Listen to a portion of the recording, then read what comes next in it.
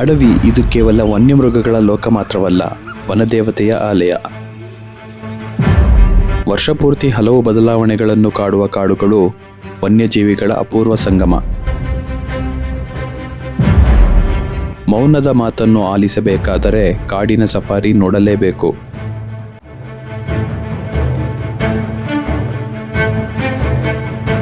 ಹಲವು ಪಕ್ಷಿ ಪ್ರಭೇದಗಳ ಗಾಯನ, ಆನೆಯಂಥ ದೈತ್ಯ ಜೀವಿಗಳ ಆಗಮನ, ಜಿಂಕೆ ಮಂಗಗಳ ಸ್ನೇಹ ಸಮ್ಮಿಲನ.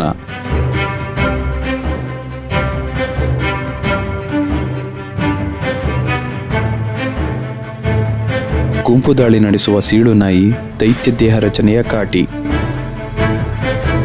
ಚಿರತೆಯ ಚಾಕಚಕ್ಯತೆ, ಕ್ಷಣ ಕ್ಷಣಕ್ಕೂ ಎದುರಾಗುವ ರೋಚಕತೆ ನಡುವೆ ಕಾಡಿನ ರಾಜನಂತೆ ಖರ್ಜಿಸುವ ವ್ಯಾಘ್ರ. ಹೀಗೆ ಹಲವಾರು ಪ್ರಾಣಿ ಪ್ರಪಂಚದ ವೈವಿಧ್ಯತೆ ಜೊತೆಗೆ ಬೃಹತ್ತಾದ ಮರಗಳು, ವಿಶಿಷ್ಟ ಪ್ರಭೇದಗಳ ಸಸ್ಯ ಸಂಕುಲಗಳನ್ನು ಒಳಗೊಂಡಿರುವ ನಾಗರಹೊಳೆಯ ಹುಲಿ ಸಂರಕ್ಷಿತ ಪ್ರದೇಶದ ಕಾಕನಕೋಟೆ ಸಫಾರಿಗೆ ನಿಮ್ಮನ್ನು ಕರೆದುಕೊಂಡು ಹೋಗುತ್ತೇನೆ.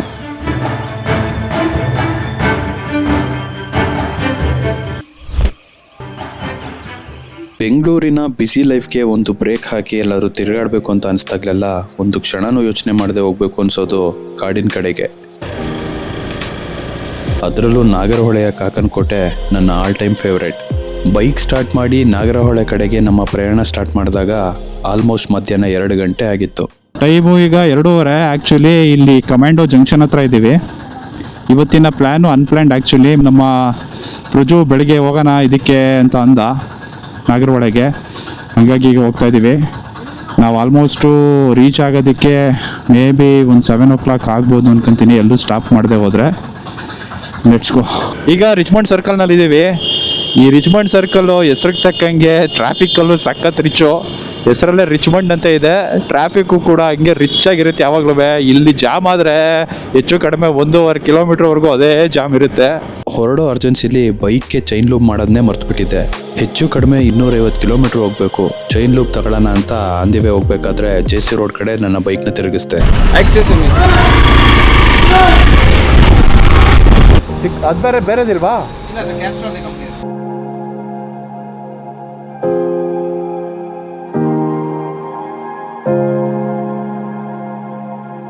ಮತ್ತೆ ಜಾಮು. ಇಂದಿರಾನಗರಿಂದ ಈ ಸ್ಯಾಟಲೈಟ್ ಬರೋಷ್ಟರಲ್ಲೇ ಆಲ್ಮೋಸ್ಟು 40 ಮಿನಿಟ್ಸ್ ಆಗೋಯ್ತು. ಇವಾಗ ಹೈವೇ ಕನೆಕ್ಟ್ ಆಗಿಬಿಟ್ರೆ ಸ್ವಲ್ಪ ಹೆಂಗೋ ಬೇಗನೆ ಕ್ರೂಸ್ ಮಾಡ್ಕೊಂಡು ಹೋಗ್ಬಿಡ್ಬೋದು.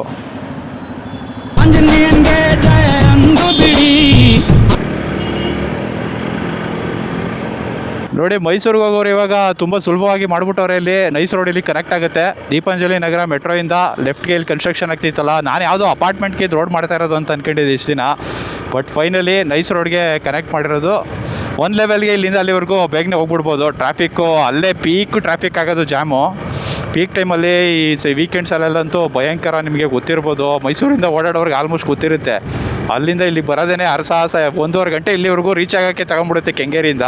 ಇವಾಗ ಇದು ಕನೆಕ್ಟ್ ಆಗಿರೋದ್ರಿಂದ ಹೆಂಗೋ ಟೈಮ್ನ ಸೇವ್ ಮಾಡ್ಬೋದು, ಸ್ವಲ್ಪ ಟ್ರಾಫಿಕ್ಕು ಅವಾಯ್ಡ್ ಮಾಡ್ಬೋದು. ಒಂದು ಖುಷಿ ವಿಷಯ ಏನು ಅಂತ ಅಂದರೆ, ಬರೀ ಕನ್ನಡ ರಾಜ್ಯೋತ್ಸವ ಟೈಮಲ್ಲಿ ಮಾತ್ರ ನಾವು ಫ್ಲ್ಯಾಗ್ಗಳನ್ನ ನೋಡ್ತಾ ಇರ್ತೀವಿ. ಈ ಥರ ಇನಾಗ್ರೇಷನ್ ಟೈಮಲ್ಲಿ ಹಾಕಿರೋದು ಒಂದು ಲೆಕ್ಕದಲ್ಲಿ ಒಂಥರ ಖುಷಿ ಅನಿಸುತ್ತೆ.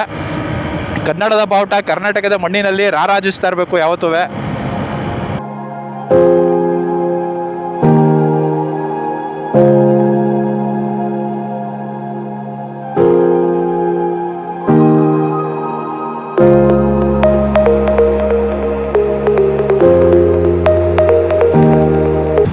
ನೈಸ್ ರೋಡ್ ಕನೆಕ್ಟ್ ಆಗಿದ್ದಕ್ಕೆ ಒಂದು 15 ಮಿನಿಟ್ಸಲ್ಲಿ ಬಂದ್ವಿ ಇಲ್ಲಿಗೆ. ನೈಸ್ ರೋಡ್ ಅಲ್ಲಿಗೆ ಕನೆಕ್ಟ್ ಮಾಡೋದ್ರಿಂದ ತುಂಬ ಇವಾಗ ಉಪಯೋಗ ಆಗ್ತಾಯಿದೆ. ಆ್ಯಕ್ಚುಲಿ ಟ್ರಾಫಿಕ್ಕು ತುಂಬ ಕಡಿಮೆ ಆಗುತ್ತೆ ನನ್ನ ಪ್ರಕಾರ. ಅಲ್ಲಿ ಕಾರವರೆಲ್ಲ ದಯವಿಟ್ಟು ನೈಸ್ ರೋಡಲ್ಲೇ ಒಳಗಡೆ ಬಂದ್ಬಿಟ್ಟು ಸಿಟಿಗೆ ಎಂಟ್ರಾಗ್ಬಿಡಿ. ನಿಮ್ಗೆ ಟ್ರಾಫಿಕಲ್ಲಿ ಸಿಗಾಕೊಳ್ಳೋದು ತಪ್ಪುತ್ತೆ. 2 ವೀಲರ್ ಅವರು ಆರಾಮಾಗಿ ಹೋಗ್ಬೋದು, ಫ್ಲೋ ಇರುತ್ತೆ. ಮತ್ತು ಈ ಬಸ್ಗಳು ಕಾಟ ಆ ರೋಡಲ್ಲಿ ಬೇರೆ ನಿಮಗೆ ಗೊತ್ತಲ್ಲ, ಹೆಂಗೋ ಸ್ವಲ್ಪ ಟ್ರಾಫಿಕ್ ಸಮಸ್ಯೆ ಒಂದು ಲೆವೆಲಲ್ಲಿ ಆ ಭಾಗದಲ್ಲಿ ಕಡಿಮೆ ಆಗುತ್ತೆ ಇದರಿಂದ ಅನ್ನೋದು ನನ್ನ ಅನಿಸಿಕೆ. ನೋಡೋಣ. ಬಟ್ ಜನ ಹಿಂಗೆ ಇನ್ಫ್ಲೋ ಮಾತ್ರ ಹಿಂಗೆ ಆಗ್ತೈತೆ ಬೆಂಗಳೂರಿಗೆ. ಸ್ವರ್ಗ ಅಂತ ಅಂದ್ಬಿಟ್ಟು ಬಂದ್ಬಿಡ್ತಾರೆ ಎಲ್ಲ ಕಡೆಯಿಂದನೂ.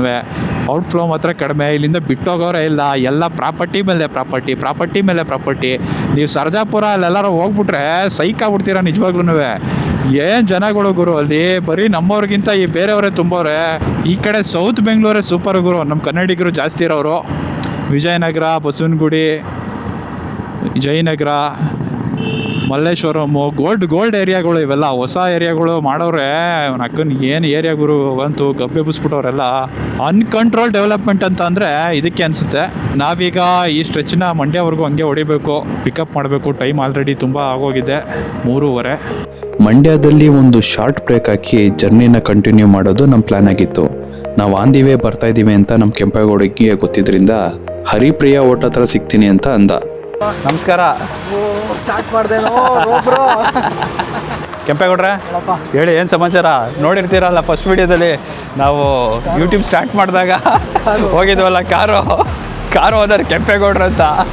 ಬಿಸಿ ಸ್ಟ್ರಾಂಗ್ ಫಿಲ್ಟರ್ ಕಾಫಿ ಜೊತೆ ನಮ್ಮ ಮಾತುಕತೆ ಶುರು ಆಯಿತು. ಒಬ್ರಿಗೊಬ್ರು ಕಾಲೆಳ್ಕೊಂಡು ಕಿಚಾಯಿಸ್ಕೊಂಡು ಟೈಮ್ ಹೋಗಿದ್ದೇ ಗೊತ್ತಾಗ್ಲಿಲ್ಲ. ನೆಕ್ಸ್ಟ್ ಇನ್ನೊಂದು ಟ್ರಿಪ್ ಕೂಡ ರೆಡಿ ಆಗ್ತಾ ಇದೆ. ಆಲ್ರೆಡಿ ಡಿಸ್ಕಷನ್ ಎಲ್ಲ ಸ್ಟಾರ್ಟ್ ಆಗಿದೆ. ಲಾಸ್ಟ್ ಟೈಮ್ ಮಾಡಿದ್ವಲ್ಲ ಅದೇ ಥರ ಇನ್ನೊಂದು ಮಾನ್ಸೂನ್ ರೈಡು ಪ್ಲೇ ಲಿಸ್ಟಲ್ಲಿದೆ. ಲಾಸ್ಟ್ ಇಯರ್ ಮಾನ್ಸೂನ್ ರೈಡ್ದು ನೀವು ಹೋಗಿ ನೋಡ್ಬೋದು. ಉತ್ತರ ಕನ್ನಡ ಅಂತ ಪ್ಲೇ ಲಿಸ್ಟ್ ಹೆಸರು. ನೈಟು HD ಕೋಟೆ ಅಂತರ್ಸಂತೆಯಲ್ಲಿರೋ ನಮ್ಮ ಚಂದ್ರಣ್ಣ ಅವರ ಮನೆಯಲ್ಲಿ ಸ್ಟೇ ಮಾಡಿದ್ವಿ.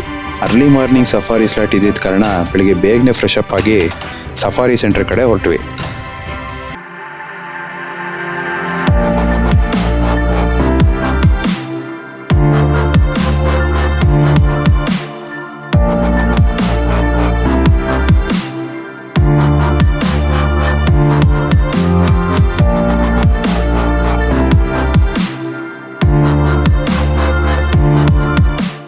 ಗುಡ್ ಮಾರ್ನಿಂಗ್ ಸ್ನೇಹಿತರೆ, ನಾವಿವತ್ತು ನಾಗರಹೊಳೆಯ ಕಾಕನಕೋಟೆ ಸಫಾರಿ ಸೆಂಟರ್ನಲ್ಲಿದ್ದೀವಿ. ಏಪ್ರಿಲ್ನ ಸಮ್ಮರ್ನಲ್ಲೂ ಕೂಡ ಇಲ್ಲಿ ಎಷ್ಟು ಫಾಗ್ ಬೀಳ್ತಾ ಇದೆ ಅಂತ ಅಂದರೆ ನೀವು ಕಾಣ್ತಾ ಇರ್ಬೋದು. ನೋಡಿ ಹಿಂಗಿದೆ. ಟಿಕೆಟ್ ವಿಚಾರಕ್ಕೆ ಬಂದರೆ ಇಲ್ಲಿ ಆ್ಯಕ್ಚುಲಿ ಒಂದು ಟಿಕೆಟ್ಗೆ 600 ರುಪೀಸ್ ಮಾಡಿದ್ದಾರೆ. ಮೊದಲು 450 ಸಮಥಿಂಗ್ ಇತ್ತು ಲಾಸ್ಟ್ ಇಯರು. ಈಗ 3 ಅವರ್ಸ್ ಆ್ಯಕ್ಚುಲಿ ಸಫಾರಿ ಟೈಮಿಂಗ್ಸ್ ಬಂದ್ಬಿಟ್ಟು 6:30 to 9:30 ಆಗುತ್ತೆ. ಯೂಶಲಿ ಸಮ್ಮರ್ ಸೀಸನಲ್ಲಿ ಅನಿಮಲ್ ಸೈಟಿಂಗ್ ತುಂಬ ಆಗುತ್ತೆ ಕಂಪ್ಯಾರಿಟಿವ್ಲಿ ವಿಂಟರಲ್ಲಿ.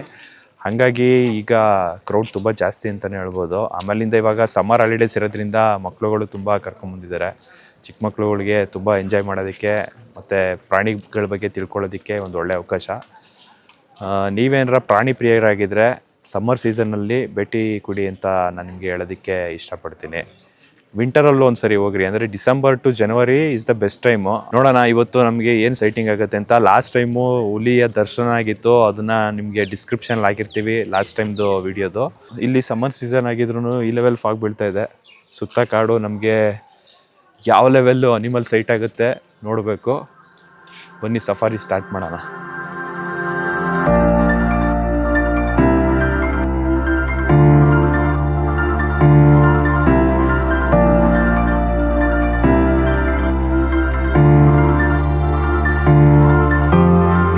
ಇಲ್ಲಿ ಎಲ್ಲ ವೆಹಿಕಲ್ನ ಎಂಟ್ರಿ ಮಾಡಿಕೊಂಡು ಒಳಗಡೆ ಹೋಗುವಂಥದ್ದು.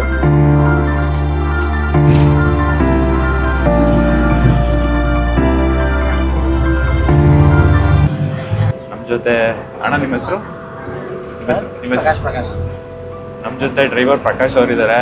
ಅವ್ರ ಹತ್ರನೂ ಕೇಳೋಣ ವೈಲ್ಡ್ ಲೈಫ್ ಬಗ್ಗೆ, ಅವ್ರ ಎಕ್ಸ್ಪೀರಿಯನ್ಸ್ ಹೆಂಗಿದೆ. ಬ್ಲ್ಯಾಕ್ ಪ್ಯಾಂಥರ್ ಈ ಕಡೆ ಸೈಟ್ ಆಗಿದೆಯಾ? ಸೈಡ್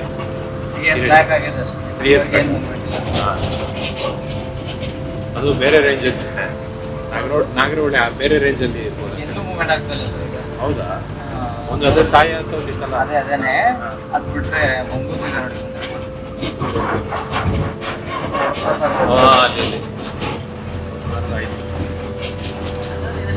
ಲಾಸ್ಟ್ ಟೈಮ್ ಸಫಾರಿಗೆ ಹೋಗಿದಾಗ 2 ಅವರ್ಸ್ ಇತ್ತು, ಈಗ 3 ಗಂಟೆ ಮಾಡಿದ್ದಾರೆ. ಹಾಗೆ ಟಿಕೆಟ್ ರೇಟ್ ಕೂಡ ಸ್ವಲ್ಪ ಜಾಸ್ತಿ ಮಾಡಿದ್ದಾರೆ.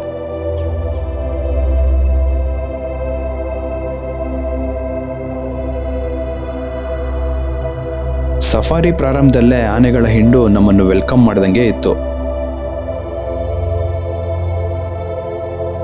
ಅಲ್ಲೊಂದು ಪುಟಾಣಿ ಆನೆಯ ತುಂಟಾಟ ನನ್ನ ಬಾಲ್ಯವನ್ನು ನೆನಪಿಸಿದಂತೂ ಸತ್ಯ.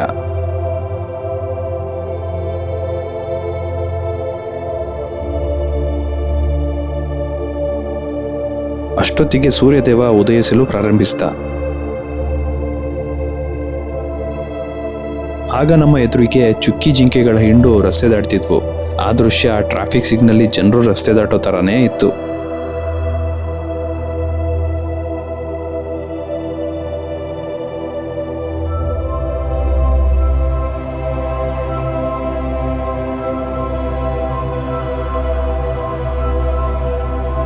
ಅಷ್ಟರಲ್ಲಿ ಸಾಂಬಾರ್ ಡೀರ್ ಅಲಾರಾಮ್ ಕಾಲ್ ಕೊಡೋಕ್ಕೆ ಸ್ಟಾರ್ಟ್ ಮಾಡ್ತು. ನೋಡಿ ಚೆಕ್ ಮಾಡಿ ಮುಂದೆ ಅಲ್ಲಿತ್ತು ಕಾಲು. ಹುಲಿಯ ದರ್ಶನ ಆಗುತ್ತೆ ಅಂತ ಕೆಲವು ನಿಮಿಷ ಕಾದ ನಮಗೆ ಕಡೆಗೆ ಆಗಿದ್ದು ನಿರಾಸೆ. ನಾನು ಮೊದಲೇ ಹೇಳ್ದಂಗೆ ಕಾಡು ಅನ್ನೋದೇ ಒಂದು ನಿಗೂಢ ಪ್ರಪಂಚ.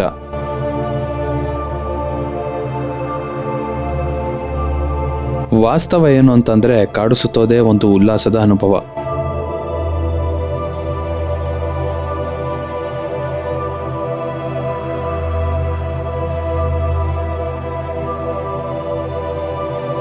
ಯಾವುದೇ ನಿರೀಕ್ಷೆ ಇಲ್ಲದ ಸಫಾರಿಯಲ್ಲಿ ಒಂದೊಂದು ಕ್ಷಣವೂ ಸುಂದರ ಅನುಭವ ಅನ್ನೋದು ಅರ್ಥ ಆಯಿತು.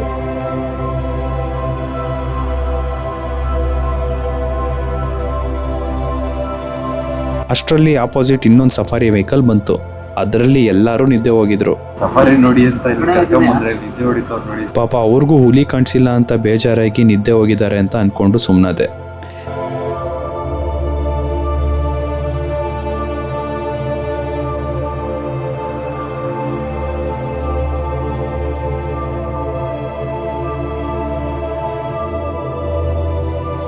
ಉದುರಿ ಹೋಗಿದ್ದ ಮರಗಳ ಎಲೆಗಳು ಮತ್ತೆ ಚಿಗುರಿ ವಸಂತ ಋತುವಿನ ಆಗಮನವನ್ನು ನೆನಪಿಸಿತು.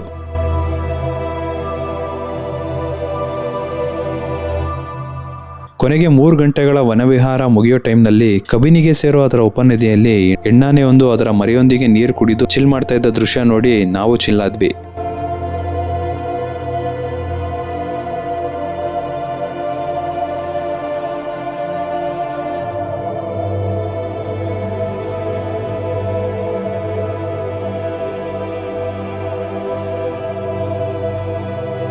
ಆನೆ ನಡೆದಿದ್ದ ದಾರಿ ಅನ್ನೋದನ್ನ ಕೇಳಿದ್ದೆ, ಆದರೆ ಈ ಸಫಾರಿಲಿ ಕಣ್ಣು ತುಂಬ ನೋಡ್ಕೊಂಡೆ.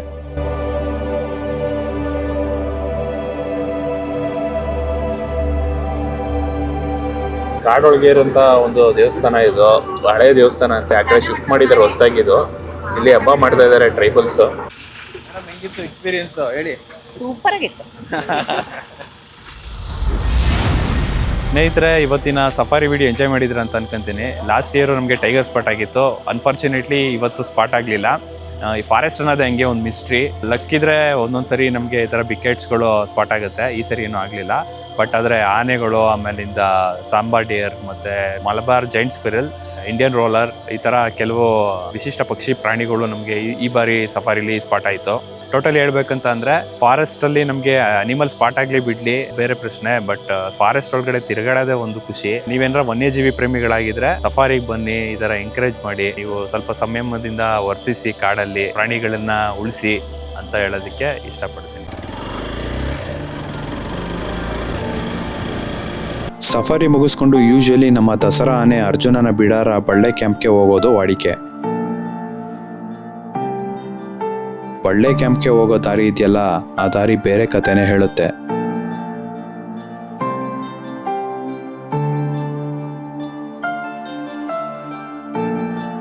ಆಗ ಅರ್ಜುನ ಇದ್ದ ಜಾಗದಲ್ಲಿ ಈಗ ಮಹೇಂದ್ರ ಮತ್ತೆ ಲಕ್ಷ್ಮಿ ಇದ್ದಾರೆ. ಆದರೆ ಅರ್ಜುನನ ನೆನಪು ಸದಾ ಹಚ್ಚ ಹಸಿರಾಗಿರ್ಲಿ ಅಂತ ಅರಣ್ಯ ಇಲಾಖೆಯವರು ಅವನ ಸ್ಟ್ಯಾಚ್ಯೂ ಮಾಡಿದ್ದಾರೆ. ಅರ್ಜುನ ಆನೆ ಸಾಮಾನ್ಯ ಆನೆ ಅಂತೂ ಅಲ್ವೇ ಅಲ್ಲ, ಮೈಸೂರಿನ ಮನೆ ಮಗ. ಒಂದು ಆನೆಗೆ ಎಷ್ಟು ಪ್ರೀತಿ ಸಿಗುತ್ತೆ ಅಂತ ಅಂದರೆ ಅವನ ವ್ಯಕ್ತಿತ್ವ ಏನು ಅನ್ನೋದನ್ನ ತಿಳಿಸುತ್ತೆ. ಮೊದಲಿಗೆ ಮುಂಗೋಪಿಯಾಗಿದ್ದ ಅವನ ವ್ಯಕ್ತಿತ್ವವನ್ನು ರೂಪಿಸೋದ್ರಲ್ಲಿ ಅವನ ಮಾವುತ ದೊಡ್ಡ ಮಾಸ್ತಿಯವರ ಕೊಡುಗೆ ಅವಿಸ್ಮರಣೀಯ.